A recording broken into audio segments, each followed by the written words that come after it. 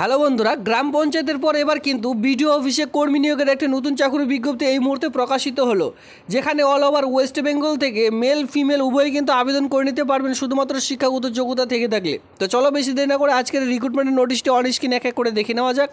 যদি আপনারা এই চ্যানেলে একদমই নতুন হয়ে থাকেন সেক্ষেত্রে আমি আপনাদের বলবো এই চ্যানেলটিকে সাবস্ক্রাইব করে দিয়ে অবশ্যই সঙ্গে থাকবেন এমনই নিত্য নতুন ভিডিও সবার আগে দেখবার জন্য।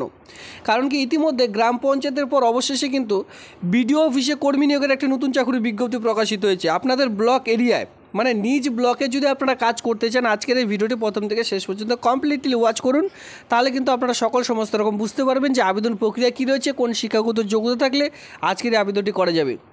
সঙ্গে বলে রাখি অনেকের নোটিশগুলি ডাউনলোড করতে পারছেন না, দেখুন ডিসক্রিপশনে আপনারা পেয়ে যাবেন টেলিগ্রাম গ্রুপের লিঙ্ক। সেই টেলিগ্রাম গ্রুপে অবশ্যই যুক্ত হয়ে থাকলে আপনারা কিন্তু যে লিঙ্ক সেই সকল লিঙ্কগুলি ডাউনলোড করতে পারবেন। কারণ কি আমি প্রতিনিয়ত কিন্তু এই সকল লিঙ্কগুলি টেলিগ্রাম গ্রুপে আপডেট দিতে থাকি। তো টেলিগ্রাম গ্রুপ থেকে ভিডিওগুলির লিঙ্ক সঙ্গে আপনারা নোটিফিকেশনের লিঙ্ক, যদি অফলাইনে আবেদন হয়ে থাকে সেক্ষেত্রে অফলাইনে ফরম্যাটগুলি সমস্ত রকম টেলিগ্রাম গ্রুপ থেকে কিন্তু আপনারা পেয়ে যাবেন। তো চলো আমি আপনাদের এক এক করে সেই রিক্রুটমেন্টের নোটিশটি সবার প্রথমে দেখিয়ে দিচ্ছি। তো বন্ধুরা বলে রাখি এখানে কিন্তু কোনো রকম আগে থেকে ফর্ম ফিল আপ করতে হচ্ছে না, কোনো রকম ফর্ম কিন্তু কোথাও জমা করতে হচ্ছে না, জাস্ট অফলাইনে ফর্মটি আপনাদের ওয়াক অ্যান্ড ইন্টারভিউর দিন আপনাদের কিন্তু নিয়ে যেতে হবে।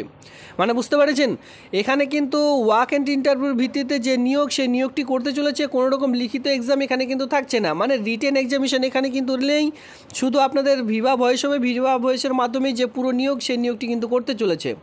তো সবার প্রথমে দেখতে পাচ্ছেন রিপোর্টিং টাইম অফ ভিনিউ, এখানে কিন্তু 11টার দিকে আপনাদের রিপোর্টিং টাইম রয়েছে, ঠিক আছে।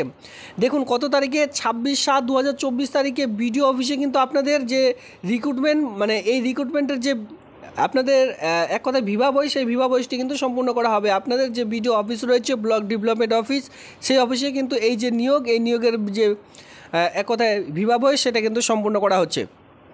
যদি আপনারা কেউ পার্সোনালিটি টেস্ট, যেটা কাম ভিভা ভয়েস বলা হয়, সেটা কিন্তু 12টা থেকে শুরু হয়ে যাবে, একদম 12টা থেকে 3টা পর্যন্ত ভিভা ভয়েস চলবে। সেক্ষেত্রে আপনাদের কিন্তু সেখানে রিপোর্টিং টাইম কটার সময়, 11টার সময় উপস্থিত থাকতে বলা হচ্ছে। এই কারণেই আপনারা কিন্তু চাইলে 10টার সময় সেখানে উপস্থিত থাকতে পারেন, কারণ কি এখানে কিন্তু ভিভা ভয়েসের জন্য যে এক কথায় ডকুমেন্টস ভেরিফিকেশন সেই সকল কিন্তু আগে শুরু হবে। এবার সেই জন্য আপনাদের কী করতে হবে, এখানে একটি অফলাইনে ফরম্যাট রয়েছে, অফলাইনের ফরম্যাটটিকে প্রিন্ট আউট করিয়ে নিয়ে যেতে হবে, তার সঙ্গে এডুকেশনাল কোয়ালিফিকেশন সমস্ত রকম একসেট করে জেরক্স কপি নিয়ে যেতে হবে, পাসপোর্ট মাপের একটা ছবি নিয়ে যেতে হবে। এই সকল ডকুমেন্টসের সঙ্গে সেলফ অ্যাটাস্টেড করে আপনাদের কিন্তু এখানে রিপোর্টিং টাইমের সময় জমা করতে হচ্ছে। ক্লিয়ার? এবার এটি যে জমা করবেন যখন আপনাদের ভেরিফিকেশন হবে তখন কিন্তু অরিজিনাল ডকুমেন্টসও লাগবে, মানে এখানে যে সকল অ্যাটাচ করেছেন সমস্ত রকম জেরক্স কপি সঙ্গে অরিজিনাল কিন্তু সঙ্গে নিয়ে রাখতে হবে, যদি আপনারা ভিভা বয়সে দিতে চান বা ভিভা বয়সে উপস্থিত থাকতে চান।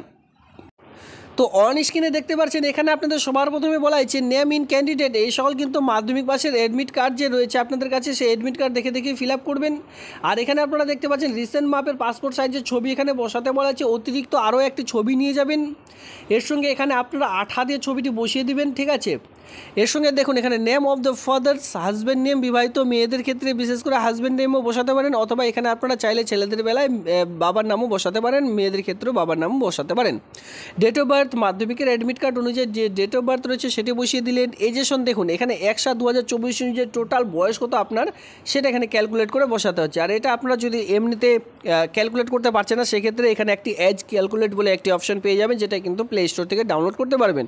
সেখান থেকে আপনারা কিন্তু দেখে নিতে পারেন আপনার টোটাল বয়স কত। এরপরে দেখতে পাচ্ছেন পার্মানেন্ট অ্যাড্রেস, আর নিচে দেখতে পাচ্ছেন প্রেজেন্ট অ্যাড্রেস বা করসপন্ডেন্ট অ্যাড্রেস। তো দেখুন পার্মানেন্ট অ্যাড্রেস এখানে বলতে আপনি যে স্থায়ী ঠিকানা আপনার আধার কার্ডে রয়েছে সেই ঠিকানাটির নাম এখানে বসিয়ে দিলেন। ঠিকানাটা বসানোর আগে বলে রাখি ভিলেজ বসাতে হবে, পোস্ট অফিস বসাতে হবে, পুলিশ স্টেশন বসাতে হবে, এর সঙ্গে ডিস্ট্রিক্ট বসাতে হবে, সঙ্গে পিনকোড নাম্বারটি বসিয়ে দেবেন। ক্লিয়ার?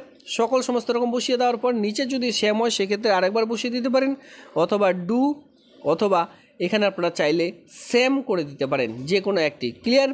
নিচে দেখতে পাচ্ছেন কন্ট্যাক্ট নাম্বার, এই যে কন্ট্যাক্ট নাম্বারটি রয়েছে এই কন্ট্যাক্ট নাম্বারটি খুবই গুরুত্বপূর্ণ, এই কন্ট্যাক্ট নাম্বারটি আপনারা ঠিকঠাকভাবে পরিষ্কার খাতায়ভাবে বসিয়ে দেবেন। নিচে দেখুন ডেট প্লেস রয়েছে, নিচে রয়েছে সিগনেচার অফ দ্য অ্যাপ্লিকেন্ট, এখানে পুরো সিগনেচার করে দিয়ে এই ফর্মটির সঙ্গে যাবতীয় ডকুমেন্টস আপনারা জমা করে দিলে আবেদনটি কিন্তু কমপ্লিট হয়ে যাবে। এবার ইন্টারভিউর দিন আপনাদের যে সকল ডকুমেন্টস ক্যারি করে নিয়ে আসতে হবে, এখানে দেখুন the application must be submit self attested photocopy the following documents along with fill application form date of walk and interview. এখানে বলা হয়েছে আপনারা যে ফর্মটি জমা করবেন তার সঙ্গে যেদিন আপনারা ফর্মটি জমা করতে যাচ্ছেন, মানে যেদিন এক কথা এখানে বলা হচ্ছে date of walk and interview যেদিন যাচ্ছেন, দ্য অ্যাপ্লিক্যান্ট আপনাদের বলা হচ্ছে must be carry original copy and documents on the day. এখানে কি বলা হয়েছে যে সকল সেলফ অ্যাটাস্টেড কপি এখানে দিচ্ছেন সে সকল কিন্তু অরিজিনালও নিয়ে যেতে হবে ক্যারি করে। কারণ কি এখানে বলাই হয়েছে যে ওয়াক অ্যান্ড ইন্টারভিউ দিন কিন্তু অরিজিনাল ডকুমেন্টস ভেরিফিকেশন না করলে আপনারা কিন্তু ইন্টারভিউতে বসতে পারবেন না। একটি ডকুমেন্টসও যদি ছুটে যায় সেক্ষেত্রে সেই ফর্মটি সেখানে রিজেক্ট করে দেওয়া হবে। কি বলা হয়েছে ফিল দ্য অ্যাপ্লিকেশন ফর্ম, এখানে খুব ভালোভাবে বলা রয়েছে যে কোন কোন ডকুমেন্টসগুলি নিয়ে যেতে হবে। Fill the application form, receive of colour passport photograph to be self attested, fix the application form যেটা অ্যাপ্লিকেশন ফরম্যাটের মধ্যে বসাতে বলা হয়েছে সেলফ অ্যাটাস্টেড করে। প্রুফ অফ এজ, আপনাদের বয়সের প্রমাণপত্র হিসাবে যে কোনো একটি ডকুমেন্টস দেবেন, মাধ্যমিকের admit card, certificate of secondary examination, যদি অ্যাডমিট কার্ড না থেকে থাকে সেক্ষেত্রে সার্টিফিকেটের মধ্যে থেকে থাকে আপনাদের মাধ্যমিকের সার্টিফিকেটের মধ্যে দেখবেন ডেট অফ বার্থ থাকে, তো সেটা নিয়ে যেতে বলা হয়েছে।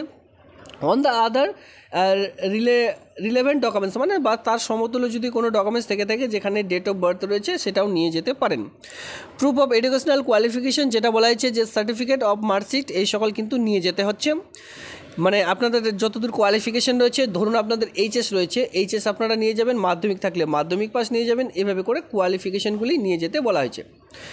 সঙ্গে এখানে দেখতে পারবেন যে প্রুফ অফ রেসিডেন্সিয়াল, আপনি যে স্থানীয় বাসিন্দা প্রমাণপত্র তার জন্য একটি ডকুমেন্টস নিয়ে যেতে হবে, ইপিক মানে ভোটার কার্ড, আধার কার্ড অথবা পাসপোর্ট বা electric bill, driving licence, any other relevant documents যদি থেকে থাকে সে সকল কিন্তু নিয়ে যেতে হবে। আর যদি চাকরি করে থাকেন সেক্ষেত্রে আগের পিপিএফ নিয়ে যেতে বলা হয়েছে। এই কয়েকটি ডকুমেন্টস আপনারা কিন্তু সেখানে নিয়ে যাবেন, তারপরে অরিজিনাল ডকুমেন্টস সেখানে ভেরিফিকেশন হবে, তারপরে কিন্তু আপনারা এই যে ভিভা বই সেটা কিন্তু দিতে পারবেন। এবার যে পোস্টের জন্য নিয়োগটি করতে চলেছে সেটা হচ্ছে অ্যাসিস্ট্যান্ট অ্যাকাউন্টেন্ট পোস্টের জন্য। দেখুন অ্যাসিস্ট্যান্ট অ্যাকাউন্টেন্ট পোস্টের জন্য এই কাজটির জন্য আপনারা যে বেতন পেয়ে যাবেন, মূল মাইনে যেটা বলা হয়, দেখুন 11,000 টাকা পার মান্থ যে স্যালারি সেটা কিন্তু এখানে প্রোভাইড করা হচ্ছে। Per different last basic pay draw the pension which is less. Eligibility criteria দেখতে গেলে এখানে আপনারা যেটা লক্ষ্য করবেন, the age of the candidate should not be 63 years. 1/7/2024 অনুযায়ী আপনাদের কিন্তু 63 ইয়ার্সের মধ্যে বয়স হতে হবে। এলিজিবল কন্ডিশন হিসাবে এখানে কিন্তু আরেকটি শর্ত রাখা হয়েছে যেটা বলেছে the candidate should have retire government. আপনি যদি স্টেট গভর্নমেন্টে চাকরি করতেন, এখন রিটায়ার প্রাপ্ত হয়ে বাড়িতে বসে রয়েছেন। Staff with experience of the work, accountant নিয়ে যদি এর আগে কাজ করছেন, এখন রিটায়ার প্রাপ্ত হয়ে বাড়িতে বসে রয়েছেন, তাহলে কিন্তু আবেদনটি করা যাবে। Offer the having knowledge in computer operation, বিশেষ করে এখানে অগ্রাধিকার দেওয়া হবে যারা কিন্তু কম্পিউটার অপারেশনে কাজ জানেন, মানে এক কথায় কম্পিউটারে কাজ জেনে থাকেন।